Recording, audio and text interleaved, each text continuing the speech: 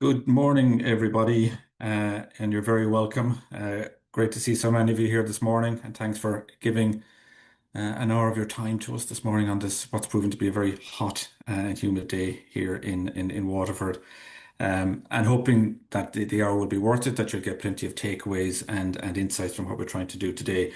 My name is Aidan Shine. I work with Propelor, and I'll guide you through this morning's webinar.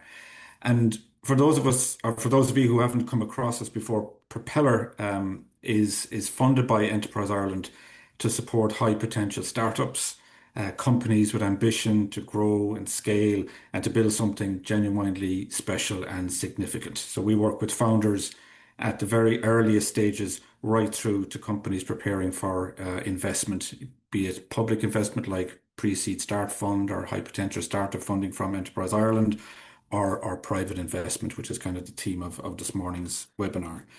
Also with our other big colleagues, Further, Access and West, located throughout the country, we run a range of national programs in partnership with Enterprise Ireland, designed to give founders the right support at the right time along their startup journey. So today is the latest in our investment fundamental series, and we're looking at something that's top of the agenda, top of the mind for a huge number of founders we work with. How do you actually raise that early stage funding? And we're not talking about theory. We want to delve into it and see how it actually happens in practice. What does an angel investor really want to see? How do you put together a compelling investment deck that makes sense and attracts the right interest from investors? And then from the company side, what does it look like from the other side of the table in terms of the preparation and the story that needs to be told there? And for other webinars and topics we've covered along this series in the last couple of years, check out our YouTube channel, the Propeller YouTube channel. So this morning, to discuss all of this, we've got two brilliant guests. We've got Antony from HBAN, the Halo Business Angel Network, which is Ireland's all-island umbrella organisation for business angel activity. Antony's going to take us through and give us a clear picture of how angels evaluate deals, what moves the needle in a typical pitch, and what founders should be doing before they engage with business angels or with HBAN. So Antony will take us through that, and we might have some time for questions with him as well as part of that. And then my colleague Rosemary will take over for a conversation with Ken O'Shea. Ken is co-founder and CTO of Reso Health here in Waterford, the team behind Drink This, and Ken will go through what all that means later. Ken and the Reso team have been through the funding journey already. They've had Leo support, pre-seed start fund from Enterprise Ireland, HPSU funding from Enterprise Ireland, as well, of course, as raising private investment. So Ken is going to give us hopefully an unfiltered view and opinions on their investment raising journey, the good, the bad, the hard, things he might have done differently, and hopefully we'll get some great insights from him there. At the end, we're going to save space and time within this hour session for some Q&A. So if you have questions as you go along, put them into the Q&A box, and we will get to as many questions as we can at the end. So hopefully it'll be a useful hour for you all, and I'll hand you over now to Antony. So Antony, if you can share your presentation and tell us all about HBAN. Great. Thank you, Aidan and Propelor, for invitation. I'm happy to share. I prepared a deck for you and for your guests and about the angel investing playbook.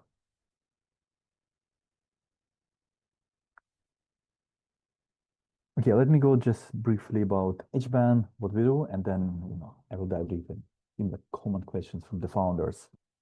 A little bit about me.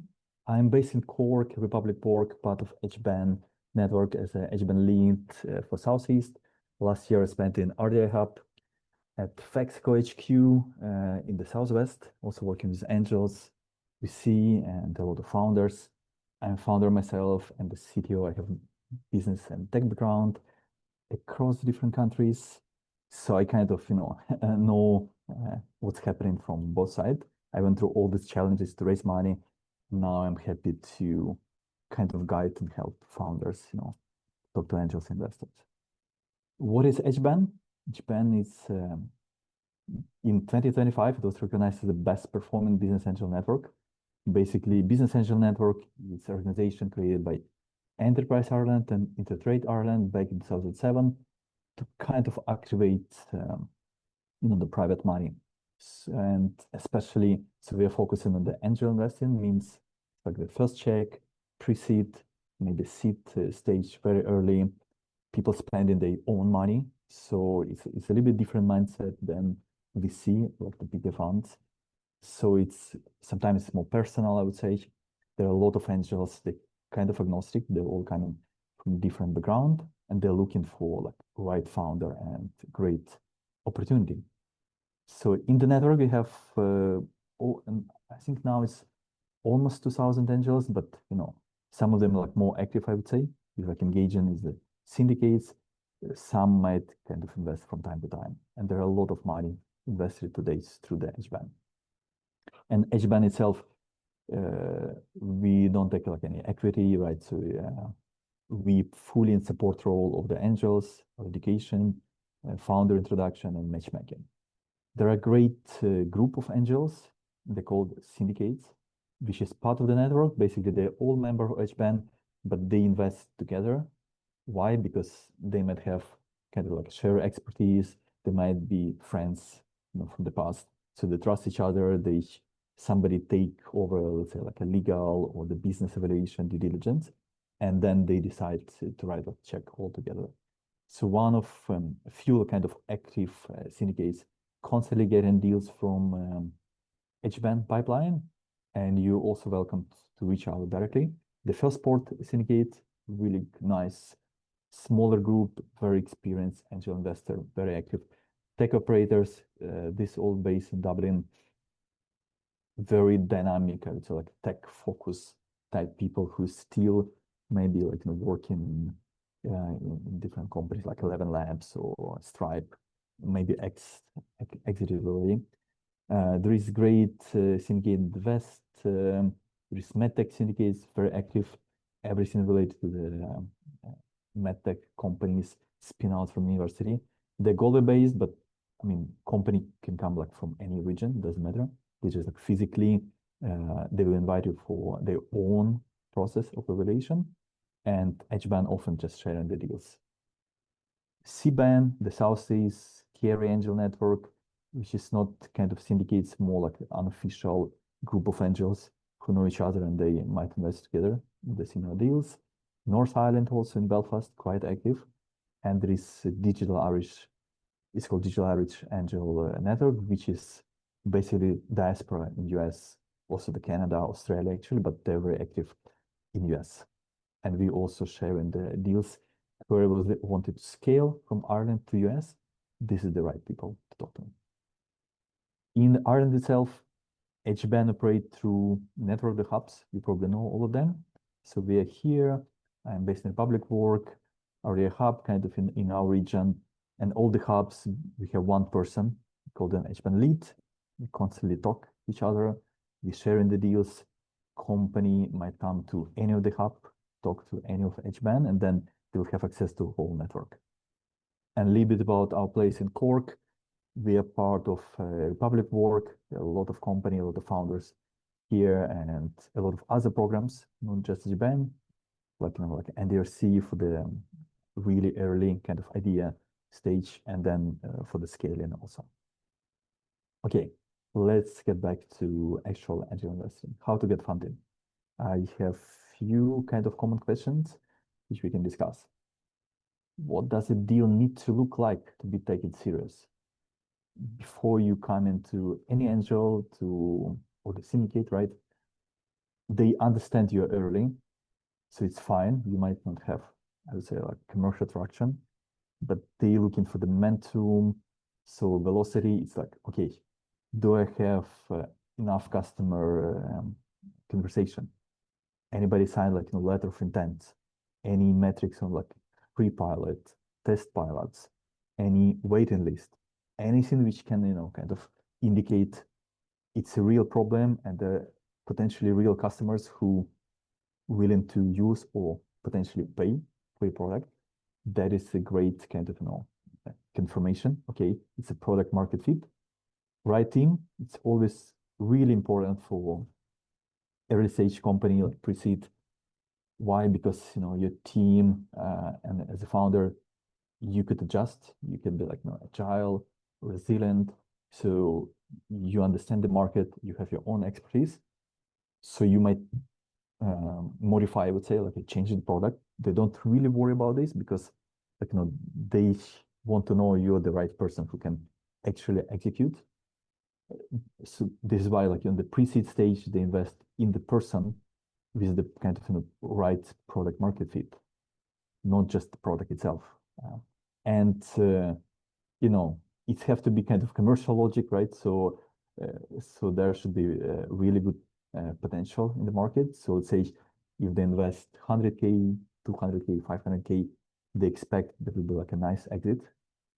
So like 10 to 30 exit. The VC would expect even higher, but the angels still want to see, okay, there is a really viable kind of commercial option. What actually moves the needle in the first 10 minutes? It's always important to nail down your elevator pitch.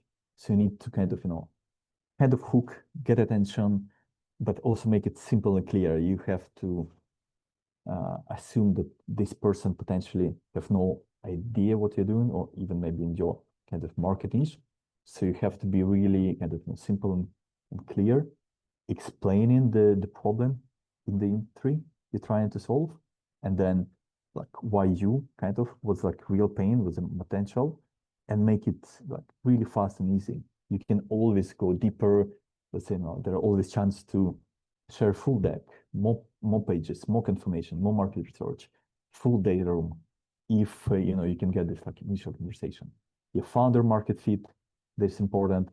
Let's say if you're coming from that specific industry, if you face yourself that kind of challenge, almost like let's say you're consultant, expert, you feel so much frustration, and then you decided to solve the problem you are kind of dealing for the last 10 years. That is a great founder market fit because you understand inside out everything. And yeah, like, commercial realism, basically, you have to understand how you can get the customers, what's your kind of, navigation. Can you spend less money to acquire the customer than, whatever you can, get the long-term benefits from the customer from like customer contract. Let's say if you make, it's why many angels, they kind of, resist to invest in B2C type businesses often. I would say it's like just more challenging because you need to spend almost like same money or even more and time to get, let's say, one customer B2C, but the value you might get, let's say they can try your product, they can use for a month, they can drop, but you spend so much time and efforts for like really small kind of, the value from like the commercial perspective. And if you can get like, one good business customer, can open like door for like whole maybe like industry ecosystem and their own customers. So this also you need to consider. What's the common reason deal fall apart or kind of, roadblocks, confusion, misunderstanding? Often is valuation, the angels or the syndicate or just investor in general, they would be probably very pragmatic. They see so many deals, so many kind of, founder stories, successful and non-successful. So they have kind of, good understanding what this opportunity might, value. So if you're coming with like really high price, and then the whole idea of angel investing, like you come early is like kind of low, realistic low valuation, so they can get like smaller ticket size, kind of enough benefits, and then company scaling and growing and valuation increase. This is the why they take like high risk. You don't have kind of customers, like you're not on the market, you're competing with big players, but they feel confident like in you maybe as a founder. So valuation have to be kind of real because they make this like first check, high risk. Coachability is kind of how you reacting, how you communicating, because angels and early investors, they're not just money, because smart money, it's also network, opening doors. They already went through all this, process themselves maybe. So how you actually like listening, adjusting, get in kind of, you don't have to change everything, but you have, like to be able to communicate and listen, because this is why like you're coming to that support. And there's such things called debt equity. Let's say you get, you get advisors, and so many advisors, nice name. You have maybe early kind of founders, co-founders who are not really doing anything, and then you're kind of pushing forward, but they kind of own part of the company very early, and but not really bring any like value. So, and then maybe like literally like just expecting, to get, some kind of small exits. So from investment perspective, there's like a debt equity. So it's a blockage, because these people kind of inside the company, but are not really contributing. So you have to clean it up, your cap table, so everything looks kind of like, nice and clean and clear without any potential misunderstanding IP claims, and so on later. How syndicate different from angel, like from the single angel? Again, as I mentioned, smart money. So basically, when you're talking to this group of angels, on the practical level, they would invest much higher. Let's say if they invest all together, like each person for 20K, 30K, you'll get 200K check from one group, plus, a lot of expertise from each of the person, networking, opening doors. Potentially, they might, join your advisory board. If not, you just have like really great, kind of pool of high profile people. The difference is like, there are always good to find like, really one, maybe like strategic angel. This is what actually important. But the syndicate will give you that kind of like, much higher, I would say, like potential.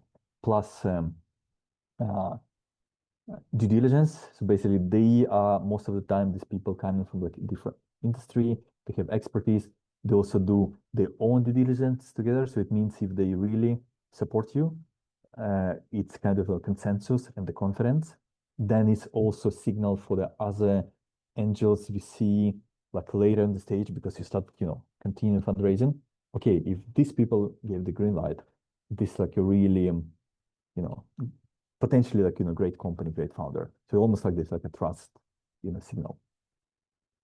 Great. Yeah. And, as I mentioned, if you go to the government funding, like from Enterprise Ireland, they have a lot of great grants, or like we see that is like really great, confirmation. Okay, this is a real case.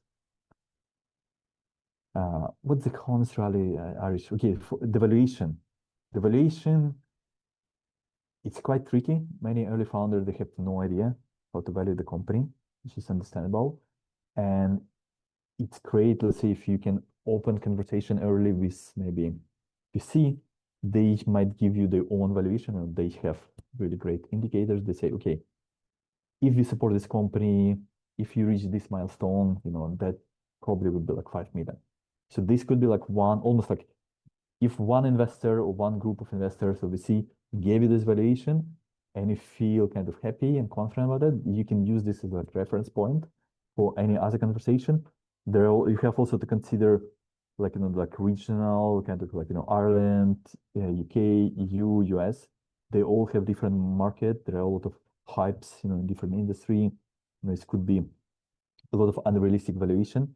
This, I would say, kind of realistic minimum, what people would expect from you based on your different stage, and you can evaluate based on your achievement, on your like, pipeline of potential customers, how your product readiness, how strong a team, if you maybe like a second time founder, and so on. That would contribute to, or if you have small revenue, ongoing revenue already, and if you have like really nice kind of constant growth from like month to month, that would kind of build up your valuation, so you can defend like, the claim, because based on this valuation you will raise the money. So if you ask 200K and you say this is 5 million, obviously they get less percentage like equity in your company, and it means they kind of have maybe less excitement to come early. So you have to find like kind of the good the good balance. What's a good preparation before, right? So let's say we take 3-6 months. So it's always good to start early. to fundraise. It's always take longer and it always quite more challenging and harder. So you need to really like validate and build. So don't come with just idea. There is like it's in 2026, it's no chance to raise money with just a great idea. Even if you have like IP, you're the scientist, for example, or like you make some invention, it's still not enough. You need some kind of, business kind of case. You need to have your MVP, proof of concept, something kind of tangible, so you can come and then you start build like your assets, your data room, basically all the support materials like your contracts and early kind of maybe letter of intent and so on. So you need to like really build good portfolio of your kind of about your case, like before to present. But to open conversation, you can do it early. There's like many NDRC founders or like New Frontier who just like moving through idea stage. They already have conversation, get early feedbacks, doing like a pitch demo day, which is great. But when they actually opening fundraising, they have to be like to feel more confident. And yeah, warm up, from your network, from your commercial kind of traction, that everything will support the case. Friction kill the diligence. Let's say again, like let's say you start early, they have a lot of expectation. You say, oh well, can you give us data room? And then you have no idea that you need a cap table or financial projection for next 5 years, and so on and so on, and some like co-founder agreement. And then you say, okay, let me start prepare, and then it takes you like 1 month to get it ready. You kind of lose it. It's like a lead, right? Like in sales, you lose the lead. They switch to something else. They went for holidays, his family, they busy with their own work. Some other 10 startups came to pitch them. They already feel excitement. So they have, let's say, same amount of money to spend and say, okay, maybe I'll invest this guy because they're like ready, they're active. So you have to kind of like, find a good moment. And the kind of biggest mistakes or one of the biggest mistakes. So yes, the good idea is to when you pitch, present, you sell not like a tool, but the pain, because again, like tool, the product might adjust. Let's say if your product is just a feature, overnight, any company, like a bigger player, your competitor can like kill your startup overnight by releasing a feature in their product. They look what they're doing and they just release the feature. So they have capacity, the skills and team and money. So if you have like kind of proper solution, basically like almost like outcome of the pain you're solving for your potential customers, then this is what people probably would invest because they feel okay. This is something which can kind of last longer, it's defensible. Nobody can kind of just come and replicate overnight whatever you're doing. So this is kind of important. And kind of what would like the positive or the right way if you're testing, you in the moment, you constantly getting feedback from the customers, like design partners, you communicate everything you have, you kind of transparent, you try to have a lot of evidence, like, is it AP, is it like a really deep market research, really great understanding of the customers, you're actually solving the problem. So that will be like really important because this is like tangible, if you can defend, and then it will actually help you for yourself to be confident that okay, I'm actually doing like the really great product which can solve like a real problem. It's not just like my assumption. So you need to validate your assumption before you start kind of selling this to investors. And I have this few extra slides. I will kind of go through quite a little bit faster. Time-wise, yes. Yeah, just kind of like recap. Angels, they spend their own money, they could co-invest through the syndicates, they betting on you, your potential, rather than just like a great idea. They want to feel, okay, you're able to execute. And if they give green light, this is a great signal for other angel, other investors.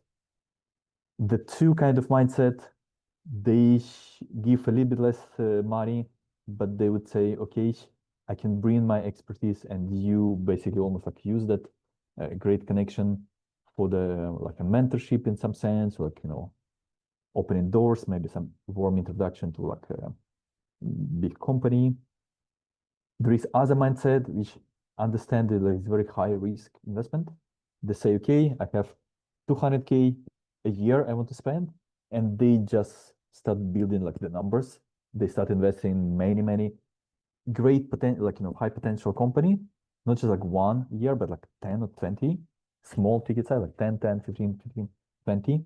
So it's not if person actually have money to invest or not. This is how they manage the money. So they might give you like 500K check, but they don't want to do this because it's like they might lose all. So then they better split 15K checks in many different companies. So this is how they might increase the chance to like really like good exit later. There are filters that I mentioned, teams and problem market, kind of common, but like, as early, you might don't have like some kind of, enough economics, but you need all like enough maybe traction, but you need to have like everything else quite strong case. Getting ready, try to validate these are real customers, obviously build something tangible, and then, yeah, kind of get ready all the foundation. So if they say yes, you're ready to actually take this money. You need, yeah, like pitch deck, but not just pitch deck. Pitch deck is basically your company, just like high level, highlights of everything that you have. So you need to support every claim, every slides, whatever you're saying, that have to be kind of like, you're like, oh, I have 10 another documents to support every of my claim. 2-pager, this is what is important. I will show you at the end. This is what all the angels or syndicates or HBAN actually, you don't look even your, you don't send your pitch deck to investor. They would feel like overwhelmed. They have so many, like, people try to reach out. So they will see just like very small, like 1-2-pager, just like high level key numbers. If they feel excitement, then they will come back and ask more. Yeah, data room, this is where it's important for you, not just like for fundraising. Basically, this is the place where you store everything, you keep tracks, and try kind of to avoid all this, like the messy, like, oh, my numbers don't match in my market research to my fin projection and this and that. So like you have to spend a little bit more efforts to actually double check 10 times everything. The metrics, we kind of went through this, you have to manage your cash as a company, like, how you grow, how much money you still have, because again, it's always take longer to fundraise. There are different way to fundraise. You can raise the equity. Let's say if you have ES type, company where you can give tax benefit for angels, great. Then you have to raise equity. It's a little bit more like kind of paperwork. There is contract called SAFE, simple agreement. You basically just take the money, you promise equity in the future. It should be like really good trust, great founder, good momentum. So, but this is like a common practice on the early stage. And there are kind of variation of this called convertible note where you kind of take the money. Again, you promise the equity, but you can kind of pay it back later. Valuation we discuss, if it's safe, then you give not the actual valuation, but like valuation cap for the next round, next year. So this is kind of easy for many founders. They say, okay, this is my company, I need 200K. I don't have kind of valuation because there is no customers, but my valuation will be like, 3 million next time I raise next year. So I will give you equity based on 3 million valuation, or higher if I get like higher kind of price, and you give discount. So all these kind of why angels invest early. So tax, yeah, tax benefit, if they give the equity and valuation cap and discounts, and then you can get like early investors to take the risk. Valuation, you can value by the readiness of the company or by benchmarking, kind of across like other similar companies. And again, recap, you need kind of initial elevator pitch, like really strong problem fit and team and like your real like USP why you, before you start like overwhelming with all the data information. And the exit, they would expect that probably some bigger company will acquire your company. Basically, like you can merge with maybe like bigger player. In this sense, they can exit, they can pay, kind of buy out the previous equity from angels, like 10x, 20x. There might be later again, like kind of buy now that angels equity by later stage VC, and very rare is with the IPO. And this you have to kind of aware because this, most of the angels they expect this. This is the way they invest. if you get this EAS status, 50, 35, 20, they will get a lot of great benefits. You can get like, kind of much easier the money. This we kind of, discuss, and just like last one, yeah, try to sell the pain, not the tool, right? The feature, like make it something a little bit better. It's not enough. So you need like understand what the actual pain is solving, and start early talking to HBAN and the angels and the network and the VC before you actually need cash. So you don't feel like, later you're in a rush, you're desperate, because every investor we see, they will reduce your valuation. Let's say you say, oh, I need money like in 2 weeks, otherwise like we go bankrupt, and my valuation is 3 million, and I have this so unique product, and they say, okay, they will wait 2 weeks, and then one day before kind of, end of the month, say, okay, I can invest not 100, but 50, and your valuation, not 3 million, but like 2. And then you almost like have no choice, kind of, to take the money. So like you need to be smart and plan a little bit. And just the final slide, it just shows how the investment proposal looks like. So this is when you go, let's say, through HBAN or Angel Syndicate, who is part of HBAN, you will have this 2-pager. You need to fill in, right? So, and basically this is all your company. This is all your startup. And of course, like, they would scan this highlights, then they will see the traction, some kind of like, LAU, MAU, and then, then they will try to kind of understand the potential. Then they drop this information, like, say, okay, they go to, I don't know, Perplexity or Claude saying, okay, tell me about, everything. I don't know, like a medtech. Like, is a good industry, like, or is a good market to invest? And so they will do kind of their own basic due diligence.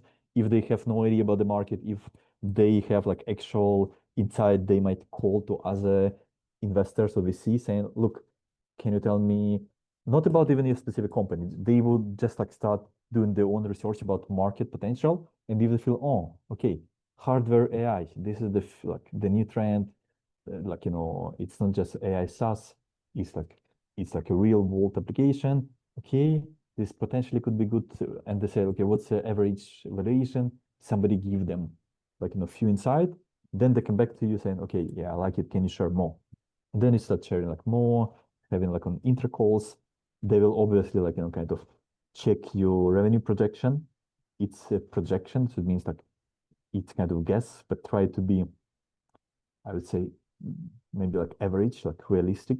Because if it's so high jump like every year, like millions and millions, that feels kind of suspicious, like not really.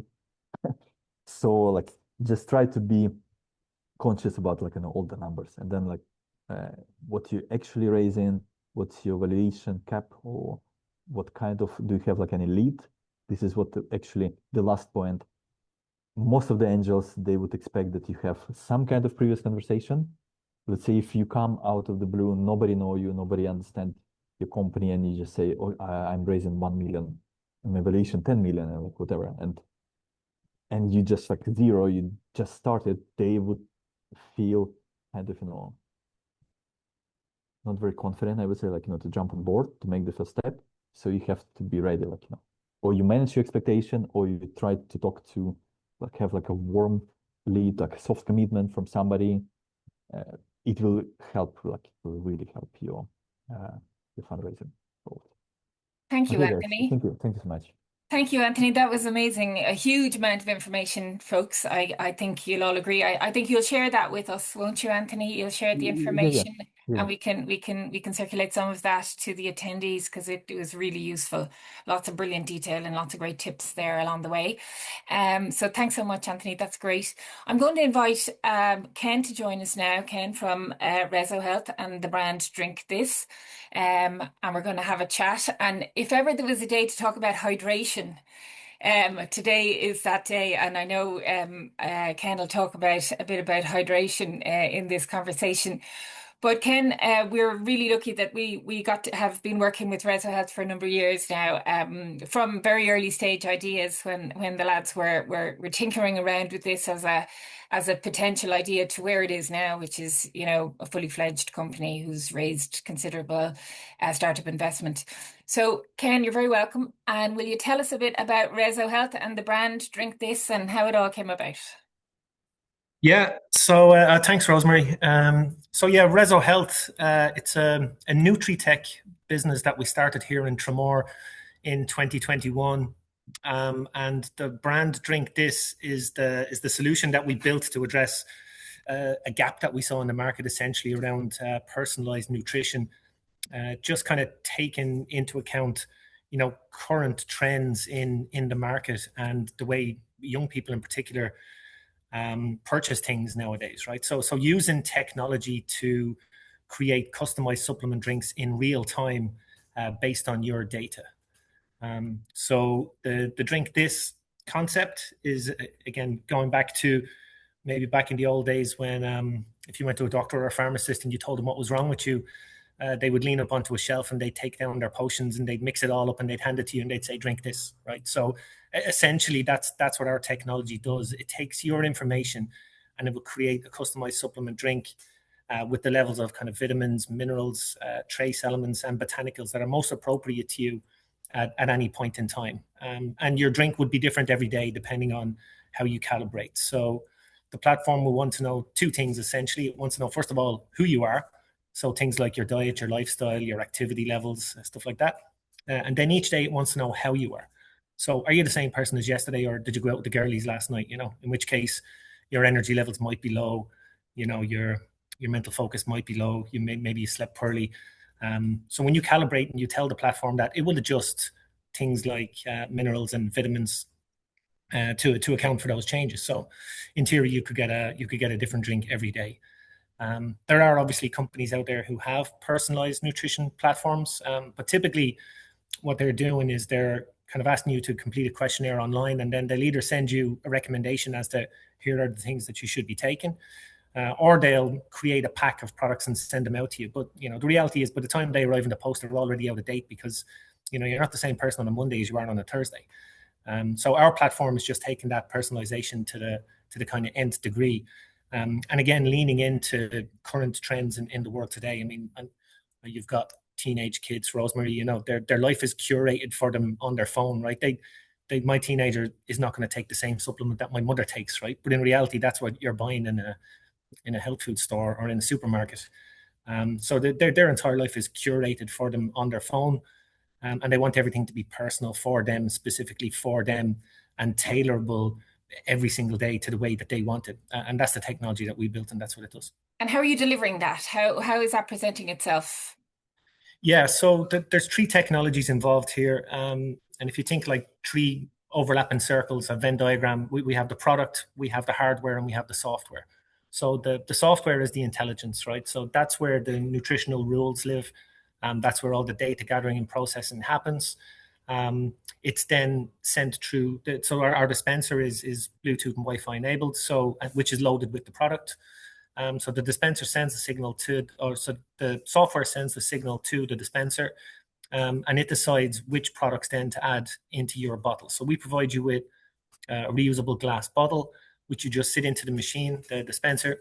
You never actually touch the dispenser. Everything is controlled by the app on your phone. So what's in your bottle is your business. So you pop your bottle into the machine, you just tap your phone against the machine to let it know that it's you, and it will add 450 mils of chilled filtered water. It'll add 2 mils of a natural fruit extract with no extra sugar. So there's like less than 10 calories per drink. And then it will add a number of small dispersible tablets that contain the vitamins and minerals and trace elements that are at the levels most appropriate for you today. It drops them into your bottle. You give it a little shake, it dissolves in 30 seconds, and it's good to go. And it's a kind of fruit flavored water-based drink. And who's the customer that you're currently targeting? Who's the beachhead? Yeah, so we looked at this in great detail, right? So again, we were thinking this needs to be as easy as making a coffee, right? So anything that creates friction is going to be an issue. And ideally, we thought, okay, not only should it be as easy as making a coffee, it should be next to the coffee machine. Because if you're like me, Rosemary, you buy a month's supply of something in a tub, and strangely enough, 2 months later, there's still 10 of them left, right? So what that tells us is, and everybody tells you this, right? So yeah, our intentions are good, but our follow through is poor, right? So by designing something that would live next to a coffee machine, you kind of make sure that that follow through happens, because nobody ever forgets their coffee, right? It's the first thing people do in the morning. Yeah, it's habit forming. Yeah.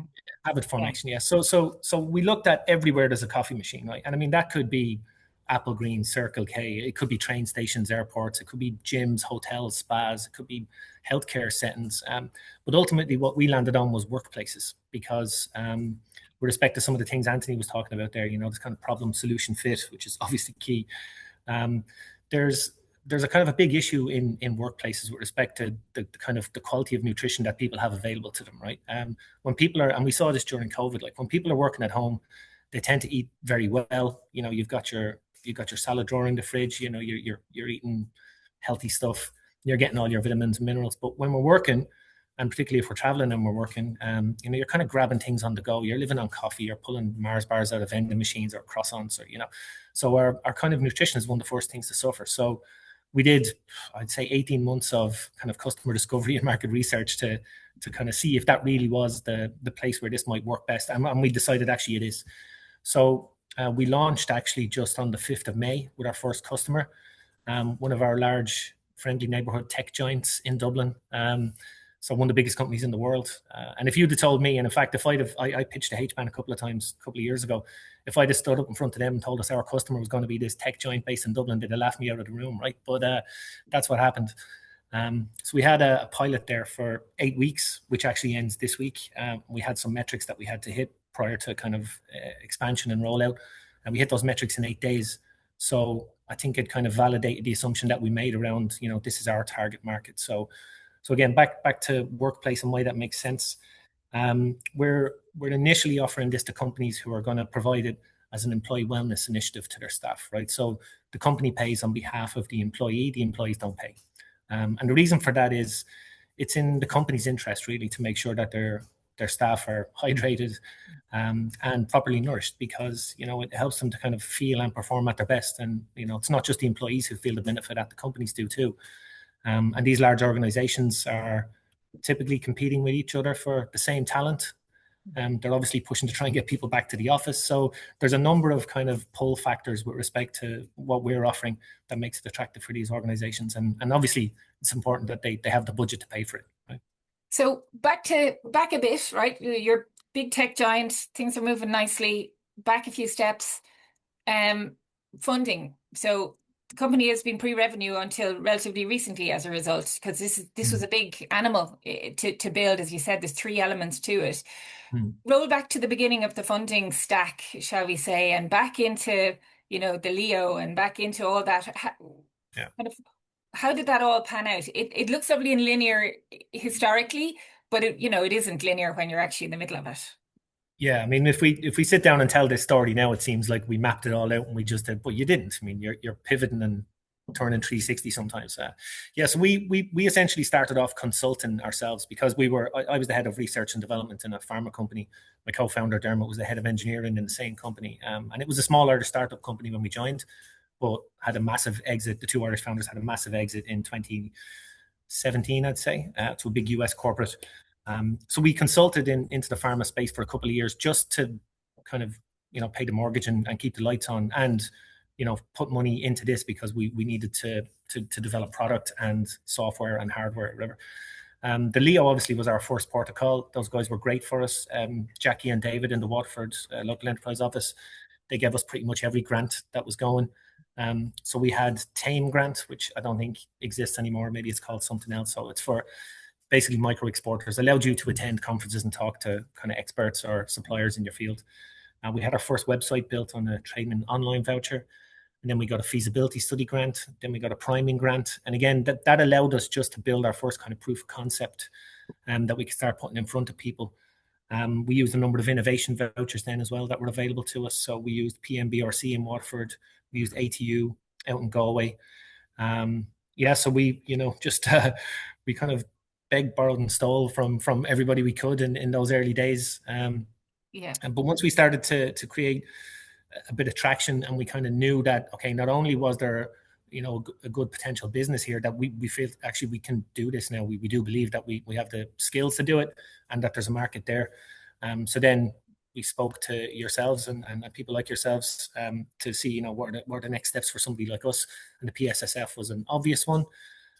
So we applied for that, and that process actually was very helpful for us, because it kind of helped us really to understand, what it was that investors are going to be looking for, in that it doesn't really matter if you've got a great idea, or even if you have the ability to kind of create and deliver on it.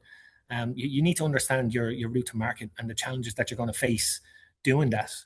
And the whole PSSF process, it gave us a kind of a deeper understanding of our financial model and what that would have to look like to go and sit in front of serious investors, right? So one of our co-founders in Aidan often used to say, I think, the red face test, it's like, can you stand in front of somebody who knows what they're talking about and tell them hand on heart that, this is the truth, without, going red in the face. And so you need to know the basics of your business, right? How it works, what the market looks like, why the market is going to pay for the solution that you're providing, because obviously you're going to solve some problem for it, and how are you going to make money out of it? Because investors, they might know you, they might like you, they might know your industry, they might like your industry, but they know money and they like money. So being able to convince these people that they're going to be able to get their money back. Yeah, and I think there is a bit of a thing about investors investing in people, and investors want their money back multiplied by a percentage. So there is a little bit of a, is the product good? Is the idea good? Is the team good? Yeah, but is the route to market and the commercialization strategy going to stack up to deliver us our money back multiplied by 3 or 5 or 7 or whatever the expectation is? Absolutely. And look, some of the kind of sticky questions you get when you're talking to these investors is, okay, it's a good idea, and okay, there's chemistry involved in it, and you're a chemist, and there's an engineer involved in it, and he's an engineer, but who's going to sell it for you? Because we developed cancer drugs, right? And Ireland is not like the US, where every second ad on the TV is for drugs. You can't advertise them here. The reality is, if we made the cancer drug and you have the cancer, you're taking it, right?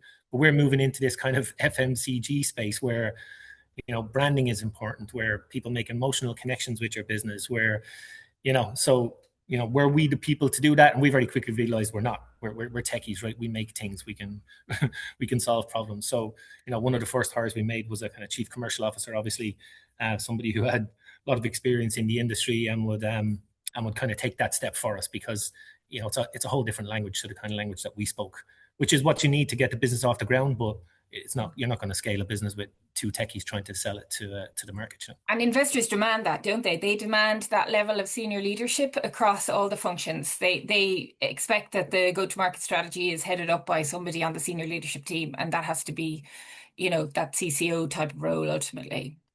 Absolutely. I mean, you need to understand what it is that you're good at and focus on that. And really, that's what the business needs you to do, right? Not to be, and people say this about founders, I wear a different hat every day. And you do. I mean, we have a HSE inspection at 2 p.m. today, right? So I'll be head of regulatory by 1:30 today. But the reality is, if you can afford to, and if your finances allow you to it, you really need to get the right people into the right roles as quickly as possible. Yeah. So PSSF was one kind of big milestone, I think, funding milestone for you guys, but you very quickly realized that speed was of the essence at that point, and more funding was required very quickly, and you moved from that PSSF onto an early funding round, a pre-seed/seed round, quite quickly at that point, and started going out kind of heavily talking to investors and through your private network. You didn't go directly to VCs, that you weren't convinced that was the route at the time. You went into the private and the angels and the network. Tell us about that kind of realization or that experience, and then how that went. Yeah, we spoke to a couple of funds, all right. And I remember one of the owners of one of the funds told me we're looking to raise under convertible loan note, right? Because again, people are trying to kind of understand what our business is, right? It's and I know in a lot of these kind of programs, they like to call, the Uber for this or the Just Eat for that. Or, nobody was able to really nail down what it was that we were offering, because it doesn't exist, right? We're the first company in the world to do this. So they kind of found it hard to grasp that. And as a result of that, it was difficult to put a valuation on our business. I mean, I could say it's worth 10 million. You could say it's worth a fiver, right? And the truth is that somewhere in there between those two numbers. So we realized quickly that, okay, if we try to put a valuation on this and we talk to a big fund, they're going to take a big bite out of our business, and we'll lose a degree of control. So we said, okay, let's try and raise the money under a convertible loan note. So we applied for HPSU through EI, which is done under a convertible loan note. And then we reached out to a number of individuals that we knew. So again, from our pharma days and just from people that we know from in business for years, people who had kind of successful exits and stuff like that. So we kind of strategically identified who we might talk to, who might support us. And I guess one of the kind of biggest things that allowed us to do that was we had something of a mindset change just before we started talking to the privates. We were kind of thinking all along that, oh, you know, we're going out asking for money. But actually, you're not asking for money, really. I mean, if you're confident that your business is going to be successful and you have faith in it and you've put hundreds of thousands of your own money into it, which we did, what you're really doing is you're offering these people a huge opportunity to get in at the cheapest possible time in your business. And once we kind of had that mindset change, it made having those conversations easier. Our first check actually was signed probably 4 months before the round closed. So, I mean, even though we spent maybe a year and a half talking to people from the time that we kind of started the round to close, it was only about 4 months. So it happened pretty quick. And I think the biggest catalyst for us was our first check was for 100,000 from private investor. And once we were able to stand in front of the second investor and say, by the way, he just signed a check for 100,000, they're like dominoes then, you know. And these guys are confident if somebody else who knows the space, who's a serial entrepreneur, who's a serial investor, if they come in heavy, it softens the conversation for the next person, you know. And that's the kind of the way 100%. We see that all the time with with startups who are, you know, they've around 500 grand or 600 grand, and if they can get in that first 100 and they can start that ball rolling, there's a FOMO engaged with that then that people don't want to miss out. And if you can even if you, before you go to HBAN, and Antony can correct me, but even if you landed at HBAN with 50 grand or 100 grand already starting the round, that will help the conversation with a bunch more investors, because it opens that door to the next step. Did you were socializing it a lot in advance of that, right? So the 4 months, just to be, you know, the 4 months was like from we're getting very serious now to closing it, right? But there was a lot of socializing in networks and meetings. It was a good year, in advance of that. What changed in that 4 months, you know, over, you know, when you got really serious about, we have a deadline now, we're going to close this round in 4 or 5, 6 months, whatever. What changed in how you approached it, or what changed in how investors were approaching ye in that time? Yeah, so we were still doing customer discovery conversations at the same time that we were raising. So we were out talking to the market. So again, having identified large organizations with employee wellness budgets who might be interested in this, we were talking to chief people officers, HR directors in these organizations. And the more and more we spoke to these people, the more we realized that, yeah, this is going to work. I mean, these people want this. If we had this built now, you know, they would buy it. So being able to confidently stand in front of investors and show them these conversations and say, these are the people we're talking to. These are people who've signed letters of intent. These are people who said that they'll sign up for pilots. It just made it easier and easier, because again, it's like it's not enough to have a good idea and to be a good founder team. There has to be a clear route to market, and there has to be people out there, enough people out there willing to pay to solve a problem, and your solution has to be the preferred solution to solve that problem. That was happening at the same time that we were raising. So it was just a bit of serendipity, I suppose, that those things happened at the same time. But it just gives you the confidence to, you know, to stand in front of people and tell them, like, yeah, this is going to work. We're the right people to do it. You'll absolutely get your money back, and you'd be mad not to come in now, because if you want to come in next year, you know, it'll be more expensive. Yeah. And what were there any big sticking points? Any hurdles that you came across over that period of time? Any friction? Not really. We were, and again, I've heard people tell stories about, you know, the kind of the nightmare pitches that they have, stuff like that. We didn't really have that. Typically, what was happening was we pitched a HBAN a number of times. Nothing came out of that for us in the end. Probably the format of it, you know, you've 3 minutes to get up and explain something that quite often for me takes half an hour to explain. And I know they say if you can't explain it in 3 minutes, you don't know your business. I think that's nonsense, to be honest. These people are busy, I get it. But it's not that you don't know your business.